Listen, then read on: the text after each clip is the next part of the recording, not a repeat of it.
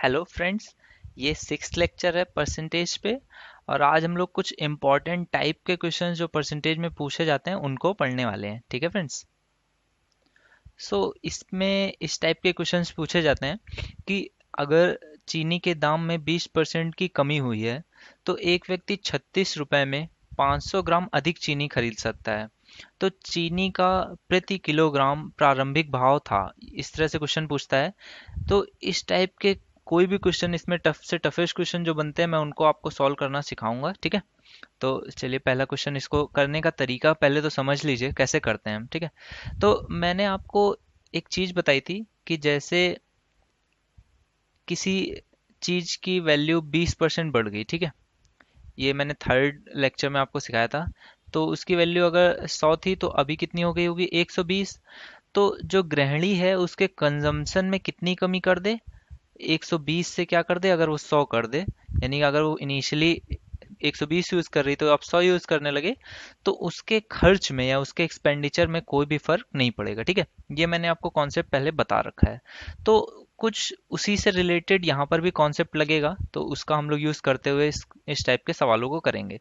तो सबसे पहले इस तरह के सवाल में क्या करते हैं, देखिए आपको तीन चीजें दी होती हैं। सबसे पहली चीज दी होती है रुपए। ठीक है। दूसरी चीज जो होती है वो होती है परसेंटेज कमी। और तीसरी चीज होती है कितना कम या कितना अधिक। ठीक है। इस तरह के क्वेश्चंस को सॉल्व करने के लिए बुक्स में बहुत सारे फॉर्मूलेज दिए होते हैं। प्लीज आप उस तरह के किसी भी फॉर्मूले को आज के बाद यूज नहीं कीजिएगा। मैं आपको इसको करने का सीधा एक तरीका बता रहा हूँ, आप इस तरह से यूज कीजिएगा। क्योंकि कई ऐसे क्वेश्चन मैं अभी आपको दिखाऊंगा जो आप उस तरह से फॉर्मूले से यूज करके नहीं कर पाएंगे। ठीक है फ्रेंड्स। तो देखिए, इसमें आपको सबसे पहले क्या करना है, कितने रुपए दिए आप वो यहाँ पे लिख लीजिए। एक व्यक्ति कितने रुपए लेके घर से गया? वो लेके गया घर से 36 रुपए। ठीक है। और कितना एक्स्ट्रा खरीद लाया? 500 ग्राम एक्स्ट्रा खरीद लाया। ठीक है। तो देखिए फ्रेंड्स, 36 रुपए में जो 20% की कमी हुई दाम में, तो 36 रुपए का जो 20% है वही उसके पास एक्स्ट्रा बचा होगा। ठीक है। तो ये जो चीज थी यही एक्स्ट्रा उसके पास वो लेके गया हुआ था। ठीक है। और इसी की वजह से वो कितना एक्स्ट्रा खरीद लाया? 500 ग्राम एक्स्ट्रा खरीद लाया। ठीक है। तो देखिए, 500 ग्राम की आपको वैल्यू पता चल गई कितनी है? 36 का 20%। ठीक है। तो ये आपका सीधे से आपने निकाल लिया। नया जो है, जो न्यू रेट्स हैं वो आपने यहाँ से निकाल लिए। लेकिन क्योंकि रेट क्या पूछ रहा है, किलोग्राम्स में पूछ रहा है, तो आप क्या कीजिए, दो का मल्टीप्लाई कर दीजिए बोथ साइड्स। तो यहाँ पर भी दो का मल्टीप्लाई हो जाएगा। ठीक है। तो ये कितना हो जाएगा? 1 kg। तो 1 kg का आपको रेट सीधे से पता चल गया। ठीक है। तो 1 kg का रेट कितना हो गया? 20% को आप परसेंट हटाइए, यहाँ पे 100 का कर दीजिए। ठीक है, मल्टीप्लाई। जीरो से जीरो कट जाएगा, 10 रहेगा। तो ये कितना हो गया? 36 दूनी 72 और 72 दूनी 144। तो 1 kg का रेट कितना आ गया? 14.4। अब देखिए फ्रेंड्स, 20% की कमी हुई है, यानी कि कितनी की कमी हुई है? 20%। तो 100 से अब वैल्यू कितनी हो गई है? 80। तो 80 पर आपको रेट पता है कितना है? 14.4। अब देखिए, 100 से 80 को थोड़ा सा सिंप्लीफाई कर लीजिए, जीरो से जीरो काट दीजिए और दो से कट जाएगा, तो ये 5 से 4। ठीक है। तो 4 पे आपको वैल्यू पता है कितनी है? 14.4। तो 5 पे वो वैल्यू पूछ रहा है, तो आप सॉल्व कर लेंगे। ठीक है। तो 14.4 डिवाइडेड बाई 4 मल्टीप्लाइड विथ 5। ठीक है। अब देखिए, ये शायद कट जाएगा, बिल्कुल कट जाएगा। तो ये कितने बार जाएगा? 3 बार, 12, 2 और ये 8। ठीक है। तो 3.8 आ गया। अब इसको 5 से मल्टीप्लाई कर लीजिए। तो 5 से मल्टीप्लाई करिए या फिर 2 से डिवाइड कर दीजिए। तो 2 से डिवाइड करेंगे तो कितना बचेगा? 1.9। और ये 5 दूनी 10 है, तो 1.9 से 10 में मल्टीप्लाई होगा तो कितना हो जाएगा? 19। तो ये आपका क्या आ गया? प्रारंभिक वैल्यू। यहाँ पर क्या है? प्रारंभिक वैल्यू। ठीक है। तो प्रारंभिक मान आपका कितना आ गया? 19 रुपए। और अब अगर देखिए, यहाँ पे क्वेश्चन में क्या पूछा है, प्रारंभिक भाव क्या था? तो मैंने प्रारंभिक भाव निकाल लिया, कितना आ गया हमारा आंसर? 19। लेकिन यहाँ पर अगर पूछता कि अब, यानी कि वर्तमान भाव क्या है, तो वर्तमान भाव मैंने पहले ही निकाल रखा था, वो कितना होता? 14.4। ठीक है। तो इस पे दोनों ही क्वेश्चंस पूछे जाते हैं कि अब इस समय वैल्यू कितनी है या फिर पहले रेट क्या था। तो पहले रेट पूछे या फिर बाद का रेट। अब आप इस तरह के क्वेश्चंस को इसी तरीके से हमेशा करेंगे। चलिए, इस टाइप पे जितने भी क्वेश्चंस बनते हैं उनको समझ लेते हैं। अब देखिए यहाँ पर क्या पूछ रहा है, यहाँ पर अंडों के मूल्य में बोल रहा है। तो अंडों के मूल्य में कितनी वृद्धि हो गई, 50% की वृद्धि होने पर 24 रुपए। मैं को देखना क्या है, रुपए कहाँ पे दिए हैं, कितनी वृद्धि या कमी हो रही है वो देखना है, और कितने अंडे कम या ज्यादा वो खरीद के ले आता है। ठीक है, तो अब मैंने आपको बताया तो आप बहुत इजी हो गया आपके लिए। 24 रुपए मल्टीप्लाइड विथ कितने परसेंट है उसका, 50%। इसी की वजह से वो कितने एक्स्ट्रा ले आता है, 4 अंडे वो कम ला पाता है, क्योंकि अभी क्या हुई है, वृद्धि हुई है। तो वृद्धि की वजह से 4 अंडे उसे कम मिले। ठीक है, तो 24 का 50%, तो 50% तो आधा होता है, तो ये हो गया 12। तो 4 अंडों का मूल्य मुझे कितना पता चल गया, 12 रुपए। तो वो वर्तमान भाव पूछ रहा है, तो ये तो यहीं पे हो जाएगा। तो एक अंडे का मूल्य कितना हो गया, 4 से आप डिवाइड कर देंगे तो ये कितना हो जाएगा, 4 तियां 12, तो 3 बार। लेकिन वो क्या, प्रति दर्जन अंडों का पूछ रहा है। तो एक दर्जन में कितने होते हैं, 12 अंडे होते हैं, तो आप 12 से मल्टीप्लाई कर देंगे तो 12 तियां 36। तो ये आपको पता चल गया कि 36 रुपए वर्तमान भाव है। अगर वो पूछ रहा होता पहले कितना मूल्य था, तो आपको पता है 50% कितना होता है, 1/2, तो 2 से 1 हुई है, तो यानी कि पहले कितनी रही होगी, 72 रुपए। ठीक है, 50% कमी हुई है ना, तो 72 का आधा हो गया है। ठीक है, इस तरह से इजी इजी क्वेश्चन है। चलिए कुछ और टाइप इस पे देखते हैं। अब देखिए, गेहूं के दाम में 20% की कमी होने से ललिता 320 रुपए में, मुझे मिल गया 320 रुपए में कितनी कमी करनी है, 20% की। तो 5 किलो वो अधिक गेहूं खरीद सकती है। गेहूं का आरंभिक मूल्य पूछ रहा है, तो कोई दिक्कत नहीं है। तो मैं क्या करूंगा, 320 का 20% और इसको इक्वल कर दूंगा किसके, 5 किलो के। ठीक है, तो मुझे पता चल गया क्या, देखिए 20% है तो 100 आया नीचे, 2 जीरो से ये दोनों जीरो चले गए, और ये कितना हो गया, 64। तो 64/5, एक ये मैंने 5 का इधर डिवाइड कर दिया, तो ये क्या आ गया, 1 किलो की वैल्यू आ गई। ठीक है, तो 1 किलो की वैल्यू आ गई 64/5।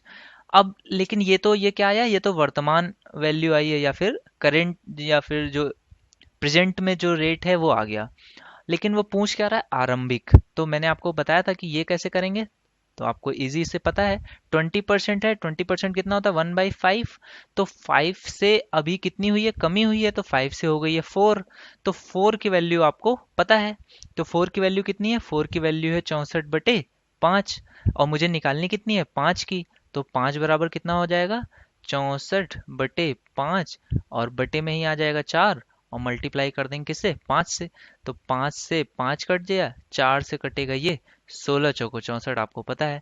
तो आरंभिक मान कितना रहा होगा, 16 रुपए, और वर्तमान कितना है, 64/5। ठीक है, ये सभी क्वेश्चंस फ्रेंड्स, आए हुए क्वेश्चंस मैंने उठाए हैं, कोई भी अपनी तरफ से नहीं लिखा है। ठीक है, ये सभी क्वेश्चंस एसएससी सीजीएल या फिर प्री में पूछे गए क्वेश्चंस हैं। नेक्स्ट क्वेश्चन देखते हैं। अब देखिए ये क्वेश्चन है कि सेबों की कीमत में कमी होने पर एक व्यक्ति 1.25 रुपए के बजाय 1 रुपए में 3 सेब खरीद लेता है। ठीक है, तो पूछ रहा है कीमत में कमी का प्रतिशत कितना है। अब देखिए कई लोग कंफ्यूज हो जाते हैं, जैसे उन्होंने देखा कि यहाँ रुपए मिल गया, यहाँ पे कमी या अधिक मिल गया, तो वो सीधे से वही टाइप लगाने लग गए। लेकिन देखिए हर बार वही टाइप हो ये जरूरी नहीं है। पहले आप देखिए कि वो पूछना क्या चाह रहा है। क्या वो ये पूछ रहा है कि कितने रुपए के सेब थे, या फिर अब कितना मूल्य है या प्रारंभिक कितना मूल्य, नहीं ना। तो वो पूछ सिंपल सी चीज रहा है कि कीमत में कमी का प्रतिशत बताइए, कितने प्रतिशत कमी हुई है। आपको वो सवाल है ही नहीं, यहाँ पे तो इजी सा क्वेश्चन है। तो चलिए इसको भी समझ लेते हैं। तो देखिए पहले क्या था कि 1.25 रुपए में 3 सेब मिलते थे, और अब कितने में मिल रहे हैं, 1 रुपए में। तो पहले 1.25 रुपए में 3 सेब मिलते थे, अब कितने रुपए मिल रहे हैं, 1 रुपए में 3 सेब मिलते हैं। तो वो बस सिंपल सी कमी पूछ रहा है कि कितने प्रतिशत रेट में कमी आ गई। तो देखिए परसेंट में कमी है, तो मैं 3 की निकालूं या 1 की निकालूं, परसेंट कमी तो सेम ही रहेगी। तो मैं 3 के ही लिए निकाल लेता हूँ। ठीक है, तो पहले तो आप देखिए कमी कितने की हुई, 0.25 रुपए की कमी हुई, और इनिशियली कितना था, 1.25। ठीक है, और मल्टीप्लाइड विथ 100, तो 25 पंचे 125, तो 5 से काट दिया ये 20। तो कमी कितने की हुई है, 20% की। ठीक है, चलिए नेक्स्ट क्वेश्चन देखते हैं। अब फ्रेंड्स जैसे कि ये क्वेश्चन है, तो ये थोड़े से डिफिकल्ट क्वेश्चन है। तो देखिए इनमें डिफरेंस क्या है पहले तो वो समझ लीजिए। जैसे कि अभी तक जितने भी हमने क्वेश्चंस पढ़े उनमें यूनिट्स उसकी दी हुई थी कि 2 किलो कम होता है, या फिर अब 500 ग्राम ज़्यादा ले आता है, या फिर इस टाइप का क्वेश्चन था, ठीक है। लेकिन अगर जैसे क्वेश्चन ये आ जाए कि 1 रुपए में अब 2 रबड़ अधिक मिलती है, या फिर हो कि 5 बटनें अधिक मिलती हैं, या इस तरह से छोटी छोटी क्वांटिटी हो और उसकी वैल्यू दी हो कि 1 रुपए में कितनी वो चीज़ें अधिक ले आता है, ठीक है। तो इस तरह के क्वेश्चंस को करने के लिए आपको थोड़ा सा मैं समझा देता हूँ कैसे आप करेंगे इस तरह के क्वेश्चंस को। तो देखिए, इसमें आप पहले सबसे पहले क्या कीजिए कि 25% की कमी बोला है, तो आपको पहले पता है कि 25% यानी कि 1/4, तो कमी हो रही है, तो 4 से कितना हो गया होगा, 3, ठीक है। तो अब एक चीज़ ये समझ लीजिए कि जैसे दाम में ये हमें पता है कि कमी हो, ठीक है। तो अगर हमें ये पता हो कि जैसे जो व्यक्ति है उसे अपना खर्च मेंटेन रखना है, तो मैंने आपको स्टार्टिंग में ही बताया था, तो वो क्या करता है, अपना जो उपयोग है जो वस्तु का, उसको क्या करता है, वो कितना कम कर देता है। अगर उसे एक्सपेंडिचर उतना ही रखना है तो वो क्या करेगा, वस्तु का उपयोग क्या कर देता है, 3 से 4 कर देता है, ठीक है। तो ये चीज आपको अगर पता है, देन आप इस टाइप के क्वेश्चंस को बहुत इजीली कर लेंगे। तो आपको ये पता चल गया कि दाम में इतनी कमी होगी तो वस्तु जो है वो इतनी अधिक खरीद लेगा। ये सेम चीज है, उसी बेस्ड कॉन्सेप्ट है कि अगर उसे अपना एक्सपेंडिचर चेंज नहीं करना है। देखिए, वो पहले जितने रुपए लेके जा रहा था वो लेके तो अभी भी उतने ही गया है, लेकिन हुआ क्या कि क्योंकि दाम में कमी हुई इसलिए उसे वस्तुएं ज़्यादा मिल गई, या फिर अगर दाम में बढ़ोतरी होती तो वस्तुएं उसे कम मिल जाती। तो ये सेम टाइप वही है, बस उसका यूज देखिए क्वेश्चन में किस तरह से होता है वो आप यहाँ पे समझ लीजिए, ठीक है। तो अब दाम में कितनी कमी हुई है, 4 रुपए से अब कितने के वो हो गया, 3, यानी कि 25% की कमी हुई। तो अगर इनिशियली उसको 3 रबड़ मिलती थी, तो अब कितनी मिलती होंगी, 4 रबड़, ठीक है। तो देखिए, मेरे अकॉर्डिंग जो है वो चेंज कितने का आया, 1 रबड़ उसको एक्स्ट्रा मिल रही है। लेकिन वहां पे सवाल में क्या बोल रहा है कि 2 रबड़ एक्स्ट्रा मिलती है, तो मैं क्या करूं, 2 का मल्टीप्लाई कर दूं। तो 2 का मल्टीप्लाई कहाँ पे करना पड़ेगा, एक तो यहाँ पे करना पड़ेगा और दूसरा यहाँ पे भी करना पड़ेगा। तो यानी कि इनिशियली उसको पहले कितनी मिलती रही होंगी, 6 रबड़ मिलती रही होंगी, और अब कितनी मिल रही है, 8 रबड़, ठीक है। तो ये क्या हो गया कि पहले जब वो 1 रुपए लेके जाता था, तो 1 रुपए में पहले उसको कितनी मिलती थी, 6 रबड़, और अब उसे 1 रुपए में कितनी मिलती हैं, 8 रबड़, ठीक है। तो अब आपका क्वेश्चन सॉल्व हो गया। तो रबड़ों का वर्तमान एवं प्रारंभिक मूल्य बताइए। तो अब आपको पता चल गया कि पहले रबड़ का प्रारंभिक मूल्य क्या था, 1 रुपए में 6 रबड़, और अभी कितना है, 1 रुपए में 8 रबड़। देखिए, ऑप्शंस आपको इसी तरह से मिलेंगे कि 1 रुपए में 6, या 1 रुपए में 7, या 1 रुपए में 8, या 1 रुपए में 9। अगर आपको इस तरह से नहीं मिलते हैं, देन वो इस तरह से मिलेंगे कि 1 रबड़ का यहाँ पर मूल्य क्या है, यहाँ पे 6 रबड़ है, तो 1 रबड़ का मूल्य क्या हो जाएगा, 1/6, ठीक है। या फिर यहाँ पर क्या हो जाएगा, अभी प्रारंभिक तो 1/6 हो गया, और वर्तमान क्या हो जाएगा, 1 रबड़ का क्या हो जाएगा, 1/8। या फिर हो सकता है वो 1 रुपए की जगह यहाँ पर क्या बोल दे, जो बोल दे कि 48 रुपीज में उसको 2 रबड़ एक्स्ट्रा मिलती हैं, तो वहां पे उसने रुपए में 48 का मल्टीप्लाई कर दिया, तो यहाँ पे भी कितने का मल्टीप्लाई हो जाएगा, 48 का। तो अब आंसर क्या आ जाएगा कि 1 रुपए, 1 रबड़ की कीमत क्या है, 8 रुपए, और अब कितनी है, 6 रुपए, ठीक है। तो कितने की कमी हो गई है, 25% की कमी। तो इस तरह से क्वेश्चन भी पूछे जाते हैं। चलिए इस टाइप पे एक और क्वेश्चन देखते हैं। अब देखिए, यहाँ पर मैंने वही बताया कि जब बटनों की संख्या दी होगी, 5 बटनें कम मिलती हैं, तो आपको परसेंटेज से करना है। तो परसेंटेज से आपको पता है 14 से 2/7 कितना होता है, 1/7 होता है। तो 1/7 होता है, तो इनिशियली कितना हो गया, 7, और क्या हुई है, बढ़ोतरी हुई है, तो ये कितना हो गया, 7 से 8। तो पैसे तो वो उतने ही लेके जाएगा, तो उसको अब चीज क्या मिलेगी, कम मिलेगी। जो वस्तुएं हैं वो उसको कितनी मिलेंगी, क्योंकि दाम में क्या हो गई है, बढ़ोतरी हो गई, तो चीजें उसको कम मिलेंगी। कितनी कम मिलेंगी, अगर पहले 8 मिलती थी तो अब कितनी मिलेंगी, 7, ठीक है। तो देखिए, यहाँ पर मेरे अकॉर्डिंग उसको वस्तुएं कितनी कम मिलनी चाहिए थी, एक कम मिलनी चाहिए थी। लेकिन उसको कितनी कम मिलनी है, बटने 5 कम मिलनी है, तो 5 से क्या कर दीजिए, मल्टीप्लाई कर दीजिए, ठीक है। तो अब देखिए, वस्तुएं पहले वाली कितनी आ गई, 5 से आप मल्टीप्लाई कीजिए, तो पहले उसको मिलती रही होंगी 40, तो अब कितनी मिलती रही होंगी, 35। 7 से मैं आप भी 5 से मल्टीप्लाई कर दिया तो 35, ठीक है। तो कितने रुपए वो पहले भी लेके जाता था, 3 रुपए, और अभी भी वो कितने रुपए लेके जाता है, 3 रुपए। तो अगर वर्तमान मूल्य पूछता है तो 3 रुपए में 35 बटने उसे मिलती हैं, ठीक है। तो इस टाइप के क्वेश्चंस को हम लोग ऐसे सॉल्व करेंगे, ठीक है। अब ये एक और टाइप है जो क्वेश्चंस का पूछा जाता है बहुत ज़्यादा। इसमें देखिए, पहले तो एक बार क्वेश्चन आप पढ़ लीजिए कि इसमें पासिंग मार्क्स दिए हुए हैं किसी भी एग्जाम में कि जैसे 30%, 36% है पासिंग मार्क्स, और एक स्टूडेंट को कितने मिलते हैं, 48 मार्क्स उसे मिले, और वो तब भी 24 मार्क्स से फेल हो गया। तो इसमें पूछता है कि टोटल मार्क्स कितने थे फ्रेंड्स। तो देखिए इस टाइप के क्वेश्चन हो, कभी भी पासिंग मार्क्स या फिर इससे रिलेटेड क्वेश्चन कभी पूछे जाएं, तो आप इनको कैसे सॉल्व करेंगे, इसमें आप ये ले लीजिए कि जैसे पासिंग मार्क्स दिए हैं 36%, तो आप उसको एक जगह पे मार्क कर दीजिए कि 36% जो है वो पासिंग मार्क्स हैं, ठीक है। अब वो क्या बोल रहा है कि 48 मार्क्स उसके आए और तब भी वो फेल हो गया, यानी कि वो इससे कम ही लाया होगा। तो देखिए यहाँ पे आप लिख दीजिए 48 मार्क्स लाया, और पासिंग मार्क्स से कितने कम थे, 24 मार्क्स से फेल हो गया, फेल्ड बाई 24 मार्क्स। तो आप यहाँ पे क्या लिख देंगे, 24, ठीक है। तो अब देखिए अगर वो 24 और ले आता तो वो जस्ट पास होता, यानी कि उसके मार्क्स कितने होते, 36%, ठीक है। तो 36% बराबर आपके कितने हो गए, 48 में आप 24 को जोड़ दीजिए तो कितना हो जाएगा, 72, ठीक है। तो 36% इज इक्वल टू 72 मार्क्स, तो 1% इज इक्वल टू, देखिए तो 2 मार्क्स आ जाएगा, 36 दूनी 72। तो पूछ क्या रहा है, टोटल मार्क्स पूछा, तो टोटल मार्क्स कितने होते हैं, 100%, ठीक है। तो 100% इज इक्वल टू कितना हो जाएगा, आप इसको इक्वल कर देंगे तो ये कितना हो जाएगा, 200 मार्क्स, ठीक है। तो पेपर कितने मार्क्स का रहा होगा, 200 नंबर्स का, ठीक है। नेक्स्ट टाइप देखते हैं इसी में। अब जैसे कि ये क्वेश्चन है, अगेन इसमें पासिंग मार्क्स आपको दे दिए हैं, ठीक है। अब क्या बोल रहा है कि ए स्टूडेंट गॉट 32% मार्क्स, पहले क्या बोला था कि मार्क्स उसके गिवन थे कि इतने मार्क्स आए, अभी क्या है परसेंटेज मार्क्स दे दिया, और क्या बोल रहा है, he failed by 12 marks, sorry यहाँ पे परसेंट नहीं होगा, मार्क्स है। तो and he failed by 12 numbers, ठीक है। फाइंड टोटल मार्क्स, तो अब देखिए सेम टाइप आप इसको भी वैसे ही करेंगे, आप पहले बना लीजिए कि पासिंग मार्क्स कितने, 36%, और उसके आए कितने, 32%, ठीक है। तो वो कितने परसेंट से फेल हो गया, 4% से, ठीक है। तो 4% इज इक्वल टू 12, तो 1% इज इक्वल टू 3, तो 100% कितना हो जाएगा, 300, ठीक है। तो इसमें भी आपको इस तरह से कर लेंगे, इसमें क्वेश्चन को कुछ भी डिफिकल्ट नहीं था। नेक्स्ट क्वेश्चन देखते हैं। अब देखिए ये थोड़ा सा उसमें डिफिकल्टी ऐड करते हुए क्वेश्चन को बनाया गया है। जैसे कि ये क्वेश्चन है कि Rahul got 38% marks and he failed by 12।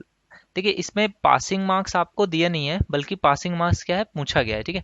इसमें क्या पूछा गया है कि पासिंग मार्क्स भी पूछा गया है और टोटल मार्क्स भी पूछे गए हैं, ठीक है। तो इसको कैसे करेंगे, देखिए आपको करना फिर से वही है, एक आप लाइन खींच लीजिए, इसमें आप इसको मार्क कर लीजिए, ठीक है, 2 मार्क्स कर लीजिए।